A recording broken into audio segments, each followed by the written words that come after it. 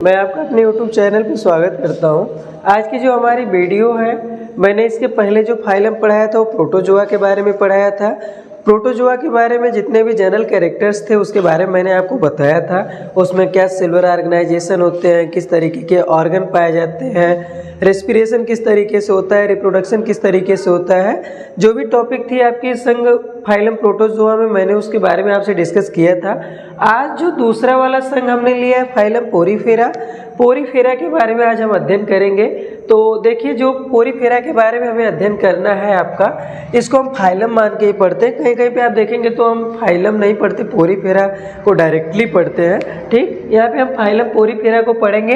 यहाँ पे जो इसमें टॉपिक दी गई है, पहला है ऑर्गेनाइजेशन, दूसरा है एफिनिटीज, और थर्ड है आपका कैनाल सिस्टम, और इसके बाद है स्केलेटन एंड स्पाइक्यूल्स। आप जानते हैं कि जितने भी स्पॉन्ज होते हैं उसमें आपके स्पाइक्यूल्स वगैरह होते हैं, कैनाल सिस्टम होती है, और आपकी कुछ एफिनिटीज जो है उनकी, और उनका सेलुलर ऑर्गेनाइजेशन के बारे में हम पढ़ेंगे। तो इसमें मैंने आज केवल कुछ कैरेक्टरिस्टिक्स फीचर्स लिए हुए हैं, क्योंकि जानते हैं कोई भी आपका फाइलम हो, अगर आप उसके कैरेक्टरिस्टिक सिस्टम को पढ़ लेते हैं तो जितने भी एनिमल्स के आप एग्जाम्पल पढ़ते हैं लगभग सारे आपके कैरेक्टरिस्टिक्स से आपके मिल जाते हैं। जैसे उनका लोकोमोशन आप पढ़ लेते हैं, एक्सक्रीशन पढ़ लेते हैं, रिप्रोडक्शन पढ़ लेते हैं, न्यूट्रिशन पढ़ लेते हैं, सेलुलर ऑर्गेनाइजेशन पढ़ लेते हैं। तो यानी जो भी ओवरऑल आपका प्रोसेस रहता है अलग अलग एनिमल में, लगभग आपका इससे आपका बाइंड हो जाता है। तो मैंने इस प्रोसेस के अंतर्गत आप लगभग चीज़ों को आप क्या कर सकते हैं, कोरिलेट करके पढ़ लेते हैं। तो आज मैंने फाइलम प्रोटोजोआ का आपका लिया हुआ है जनरल कैरेक्टर्स के बारे में। ठीक है, तो पहला जो लिखा गया है, the cell of porifera are loosely organised. अब देखिए, इसमें जो लिखा है कि आपका सेल जो होती है पोरीफेरा में क्या होती है, लूजली का सेंस क्या है, लूज होती है, यानी लूजली का मतलब लूजली अरेंज होती है। एक होता है कॉम्पैक्टली अरेंज्ड, ठीक, एक क्या होती है, लूजली अरेंज्ड होती है जो सेल होती है। इसके बाद लिखा है they are mostly found in marine water, only few are found in fresh water. कुछ क्या होती है मैराइन वाटर में पाए जाते हैं यानी समुद्री जल में, और कुछ क्या पाए जाते हैं आपके फ्रेश वाटर में पाए जाते हैं। इसके बाद लिखा है they are either radial symmetrically और एसिमेट्रिकल। मैंने आपको बताया था कि जब मैंने आपको पढ़ाया था इसमें, तो मैंने बताया था कि जो सिमेट्री होती है जिसे हिंदी में हम क्या कहते हैं, सममिति कहते हैं, उसमें मैंने आपको एसिमेट्रिकल बताया था, इसके बाद एसिमेट्रिकल बताया था, सिमेट्रिकल बताया था, और बाइलेटरल सिमेट्रिकल बताया था, और रेडियल सिमेट्री बताया था।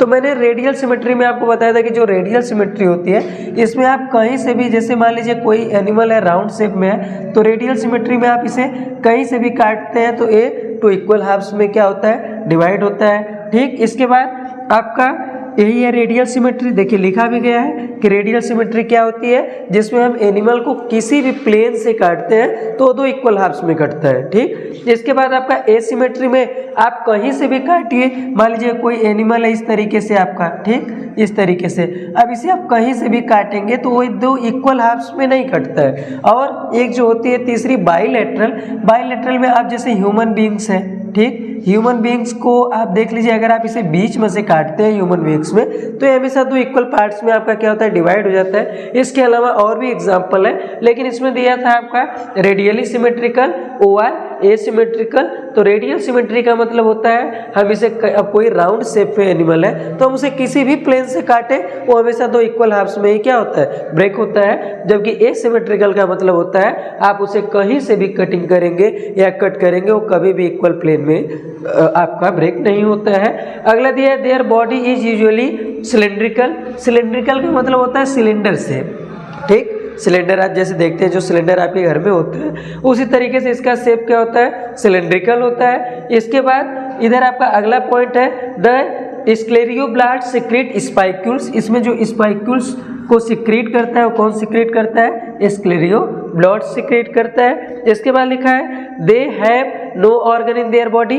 अब इनके बॉडी में आप जानते हैं सेलुलर लेवल ऑर्गेनाइजेशन, इसमें बॉडी में क्या होते हैं, ऑर्गन नहीं पाए जाते। आप जानते हैं कि जितने भी आपके जो भी आपके जैसे आप पढ़ते हैं हायर कार्डेट्स, नॉन कार्डेट्स, उसमें क्या होते हैं जितने भी आपके लोअर एनिमल्स होते हैं उनमें आपके आप देखेंगे कोई भी, जैसे आपने इसके पहले जब यूनिसेलुलर को पढ़ा था, तो यूनिसेलुलर में भी आपने देखा था कोई एडवांस तरीके का ऑर्गन सिस्टम नहीं था। ठीक, इसी तरीके से इनकी भी जो बॉडी होती है इसमें भी लिखा है they have no organ in their body. इनके जैसे हमारी बॉडी में क्या है, हर वर्क को करने के लिए अलग अलग ऑर्गन्स होते हैं। जैसे हमारे में रेस्पिरेशन के लिए, एक्सक्रीशन के लिए, रिप्रोडक्शन के लिए, यानी अलग अलग वर्क को करने के लिए अलग अलग क्या है ऑर्गन्स होते हैं, जबकि इनकी बॉडी में ऐसा नहीं होता है। इनमें इनके सारे वर्क जो है कि जनरल बॉडी सरफेस से ही जाता है, कुछ प्रोसेस डिफ्यूजन के थ्रू होता है और भी कुछ अलग अलग प्रोसेस होते हैं। ठीक, इसके बाद इसमें लिखा है सेलुलर लेवल ऑफ ऑर्गेनाइजेशन। देखिए इसमें लिखा भी है, अब आप जानते हैं कि आपने पढ़ा होगा कितने लेवल का ऑर्गेनाइजेशन होता है। सेलुलर लेवल ऑर्गेनाइजेशन होता है, टिश्यू लेवल होता है, ऑर्गन लेवल होता है। आपने अलग अलग लेवल के ऑर्गेनाइजेशन पढ़े हैं। अब जब इसमें पहले से ही लिख दिया कि सेलुलर लेवल ऑर्गेनाइजेशन है, तो जाहिर सी बात है इसकी टिश्यू वगैरह का, टिश्यू लेवल का ऑर्गेनाइजेशन है नहीं। जब टिश्यू नहीं फॉर्म होगा तो ऑर्गन का निर्माण नहीं होगा। तो सेलुलर लेवल ऑर्गेनाइजेशन इसमें पाया जाता है, यानी सेल्स क्या होती है, लूजली अरेंज्ड होती है एक दूसरे से, और आपके टिश्यू का फॉर्मेशन नहीं होता।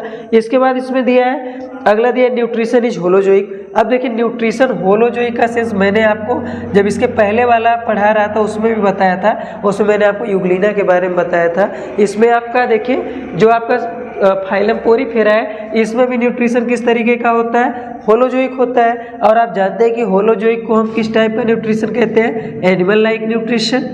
ठीक, animal like nutrition. Animal like nutrition क्या होता है, आप जानते हैं कि जो भी न्यूट्रिशन होता है, ठीक, उसमें 5 स्टेप होते हैं। जैसे आप अपने अंदर देखेंगे तो आप सबसे पहले भोजन को क्या करते हैं, इनटेक करते हैं, उसका ब्रेकडाउन होता है, उसके बाद उसका डाइजेशन होता है, डाइजेशन के बाद एसिमिलेशन होता है, उसके बाद एक्सक्रीशन होता है। तो ठीक इसी तरीके से इनकी भी बॉडी में क्या होते हैं, ये आपके अलग अलग प्रोसेस के थ्रू भोजन का क्या होता है, डाइजेशन होता है। इसलिए हम इन्हें क्या कहते हैं, होलोजोइक कहते हैं। इसके बाद ये हो गया, कुछ पॉइंट्स मैंने यहाँ पे भी लिखा हुआ है, दे रिप्रोड्यूस एसेक्सुअली।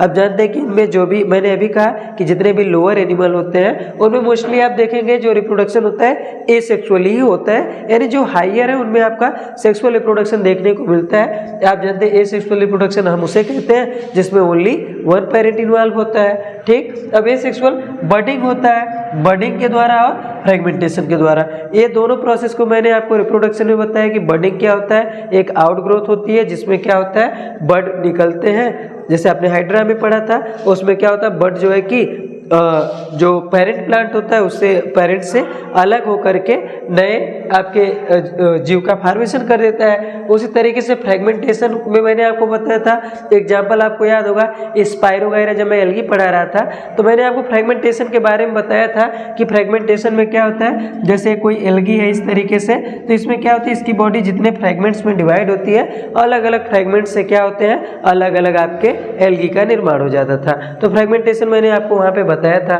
फिर अगला क्या गया, they have the power of regeneration. आप जानते हैं रीजनरेशन का क्या प्रोसेस होता है। जैसे आपने लिजार्ड यानी छिपकली में देखा होगा कि छिपकली में किस तरीके से जो उसकी पूंछ होती है, टेल होती है, अगर वो लॉस्ट हो जाती है तो फिर से उसको क्या कर लेती है, उस पर एराइज हो जाता है। तो इनकी भी बॉडी में एफिशिएंसी या क्षमता होती है कि अपने ऑर्गन को ये अपने जो भी सेल्स डैमेज होती हैं उनको रीजनरेट कर सकते हैं। ठीक, इसके बाद आपका लिखा है डेवलपमेंट इज इनडायरेक्ट। अब देखिए डेवलपमेंट इनडायरेक्ट का क्या सेंस है, दो तरीके के डेवलपमेंट होते हैं, एक डायरेक्ट डेवलपमेंट और दूसरा इनडायरेक्ट डेवलपमेंट। इनडायरेक्ट डेवलपमेंट में क्या होता है, पहले जो भी आपका एनिमल का फॉर्मेशन होना है उसमें आपका क्या स्टेज आएगी, लार्वल स्टेज आएगी, यानी पहले लार्वा बनेगा और उसके बाद कोई ऑर्गेनिज्म का निर्माण होता है। ठीक, जैसे आपने देखा होगा मेढक वगैरह में, फ्रॉग में टेडपोल लार्वा बनता है। टेडपोल उसका छोटा सा लार्वा होता है जो कि एज मछली की तरह, फिश की तरह दिखता है। उसके बाद उस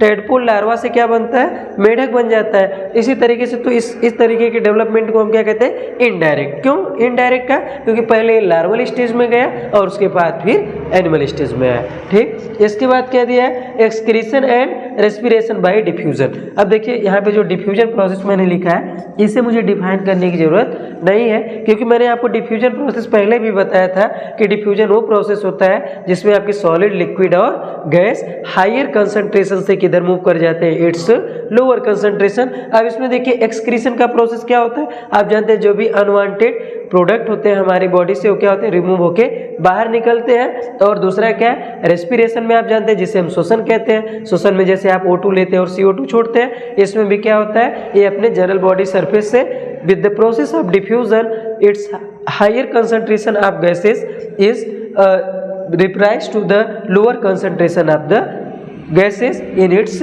बॉडी।